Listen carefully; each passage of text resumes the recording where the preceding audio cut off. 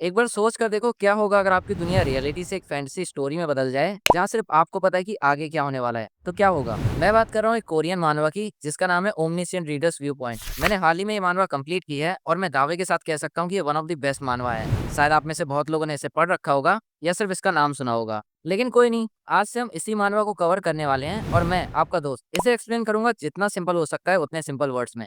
तो शुरू करते हैं विद फर्स्ट चैप्टर, जहां सबसे पहले पैनल में हमें एक बुक का पेज देखने को मिलता है जिस पर लिखा होता है कि 3 ऐसे तरीके हैं जिनसे आप इस बर्बाद हुई दुनिया में जिंदा बच सकते हो। मैं इसमें से कुछ तरीके भूल गया हूँ, लेकिन एक चीज क्लियर है कि आप जो इसे पढ़ रहे हो वो जरूर से इस वर्ल्ड में सर्वाइव कर जाएगा। और यहीं ये बुक एंड हो जाती है। अब यहाँ जो व्यक्ति उसे पढ़ रहा होता है वो डेस्परेटली चेक करता है कि ये बुक खत्म कैसे हो गई। तभी हमें उसका चेहरा भी दिखाया जाता है। इसका नाम है किम दोगजा और यही इस कहानी का मेन लीड भी है। अब इसके बारे में मैं आपको कुछ बातें बता देता हूँ जो जरूरी हैं। इसके नाम का मतलब होता है रीडर या अपनी फैमिली में इकलौता लड़का। ये 28 साल का है और एक कॉन्ट्रैक्ट वर्कर है। यही हमें पता चलता है कि दोगजा की फेवरेट हॉबी वेब नॉवल पढ़ना ही है। तभी उसे एक आवाज सुनाई देती है जो कहती है कि इस तरह से तो तुम अपने फोन में ही घुस जाओगे। दोगजा अपना सर उठाकर ऊपर देखता है और उसे एक क्यूटी दिखाई देती है। इस क्यूटी का नाम है यो सांगा। सांगा और दोगजा एक ही कंपनी में काम करते हैं। दोगजा उसे हेलो बोलता है और वो पूछती है कि क्या तुम घर जा रहे हो। इस पर दोगजा रिप्लाई करता है हाँ, और तुम? वो कहती है कि आज उसका मैनेजर बिजनेस ट्रिप पर गया था जिससे उसे जल्दी छुट्टी मिल गई। यहाँ पर दोगजा अपने मन में सोचता है कि सांगा हमारे कंपनी की सबसे फेमस लड़की है और मैंने कभी नहीं सोचा था कि मैं उससे सबवे पे मिलूंगा। यहीं पर वो और भी बातें सोचता है, जैसे HR manager Kang and financial manager Hong. इनके अलावा बहुत सारे लोगों ने सांगा को घर तक छोड़ने के लिए ऑफर दिया होगा क्योंकि वो बहुत ज्यादा प्रेटी है।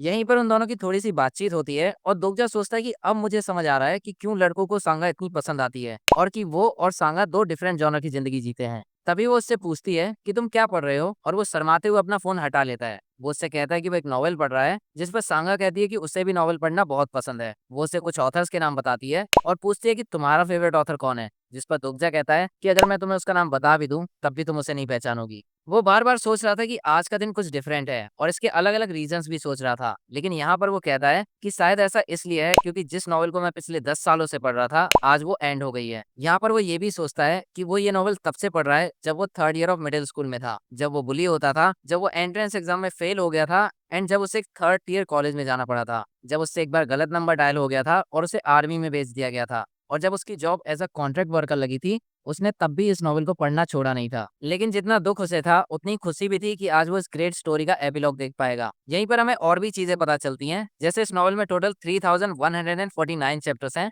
एंड उसके ऑथर ने 10 साल से ज्यादा का टाइम लगाया था इस नॉवेल को लिखने में, लेकिन उसके चैप्टर की एवरेज व्यूअरशिप सिर्फ एक व्यू थी। जैसे उसके पहले चैप्टर पर टोटल 1200 व्यूज आए थे, लेकिन आगे चलकर वो 20 हो गए, फिर 12, और फिर दोगजा अकेला बचा था जो उस नॉवेल को पढ़ रहा था। और यही रीजन है कि वो सोचता भी है कि शायद ये नॉवेल मेरे लिए ही बनी थी। यही दोगजा और सांगा की बात फिर से शुरू हो जाती है और यहाँ हमें दोगजा से पता चलता है कि सांगा अब एक फुल टाइम एम्प्लॉय बन चुकी है। दोगजा अपने मन में सोचता है कि सांगा वाकई में बहुत काबिल लड़की है और अगर ये वर्ल्ड एक नॉवेल होता तो सांगा उसकी प्रोटागोनिस्ट होती। यहीं दोगजा अपने आप से सवाल करता है कि अगर उसकी लाइफ का जॉनर रियलिज्म ना होकर फैंटेसी होता तो क्या वो कभी उस कहानी का प्रोटागोनिस्ट बन पाता। सांगा दोगजा से पूछती है कि अगर वो चाहे तो वो उसे अपना ऐप दिखा सकती है, लेकिन दोगजा उसे मना कर देता है। दोगजा फिर से सोचता है कि मेरी जिंदगी का जॉनर सच में रियलिज्म ही है और उसमें मैं कोई प्रोटागोनिस्ट नहीं, बस एक रीडर हूँ। दोगजा अपने जवाब को कंप्लीट करता हुआ बोलता है कि एक रीडर की जिंदगी रीडर जैसी ही होती है। सांगा पूरी तरह से उसकी बात को समझ तो नहीं पाती, लेकिन वो कहती है कि अगर ऐसा है तो मैं एक आइवरी जैसी जिंदगी जी रही हूँ। आइवरी का मतलब एक हार्ड वाइज सब्सटेंस होता है,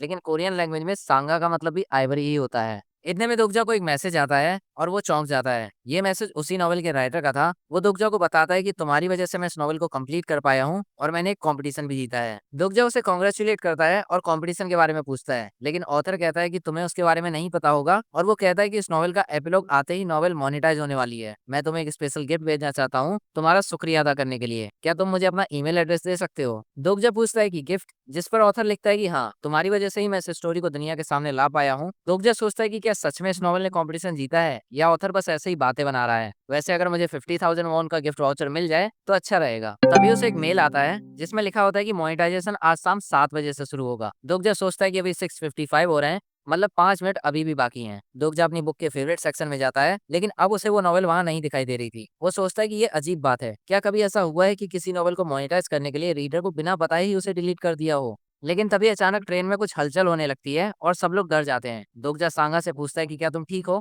वो कहती है कि हाँ, लेकिन ये क्या हो रहा है? दोगजा कहता है कि घबराओ मत, कुछ सीरियस नहीं है। लेकिन इससे पहले कि वो अपनी बात को कंप्लीट करता, वहाँ एक अजीब सी रोशनी दिखाई देती है और उन सभी लोगों को एक आवाज सुनाई देती है जो बोल रही थी कि प्लेनेटरी सिस्टम 8912 की फ्री सर्विस अब खत्म हो चुकी है। और यहाँ से मेन सिनेरियो स्टार्ट होता है और यही दोगजा कहता है कि यही वो मोमेंट था जहाँ से मेरी जिंदगी का जॉनर चेंज हो गया। और इसी के साथ चैप्टर 1 एंड हो जाता है। अब वो आवाज किसकी थी एंड सिनेरियो से उसका मतलब क्या था और आगे स्टोरी में क्या होता है वो हम आगे के चैप्टर्स में देखेंगे। बाकी ये वीडियो आपको कैसा लगा और आपके थॉट्स क्या हैं इस मानवा को लेकर हमें कमेंट सेक्शन में जरूर बताइए। अगर आपको ये वीडियो पसंद आया तो आप जानते हैं कि आपको क्या करना है। तो मिलते हैं जल्द नेक्स्ट वीडियो में और तब तक के लिए फील द सिनेमा।